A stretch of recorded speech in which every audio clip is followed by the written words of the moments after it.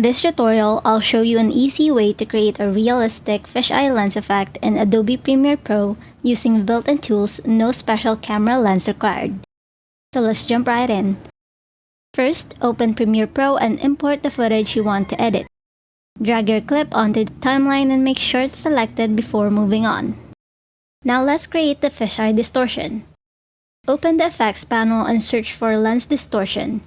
Drag the effect onto your clip, then return to the effect controls panel. Increase the curvature setting until you achieve the amount of fisheye distortion you're looking for. Depending on your footage, you may also need to adjust the clip scale slightly to hide stretched edges and keep everything nicely framed. Now it's time to create the circular mask. Open the effect controls panel and locate the opacity section. Click the ellipse mask button and add the circular mask to your footage. Resize and reposition the mask until it covers the area where you want the fisheye effect to appear.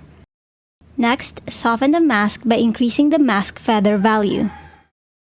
This creates a smooth transition between the edited and unedited areas, making the effect look much more natural.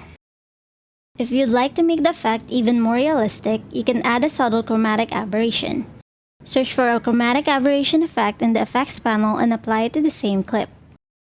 Create another ellipse mask for this effect, then enable invert option so the color fringing appears around the outside of the circle. Increase the mask feather to blend everything smoothly, then fine-tune the fall-off distance to control how strong the chromatic aberration appears. A subtle amount usually produces the best results. Once everything is in place, play your video back and make any final adjustments. Experiment with the curvature, mask feather, scale, and fall-off settings until you're happy with the final look.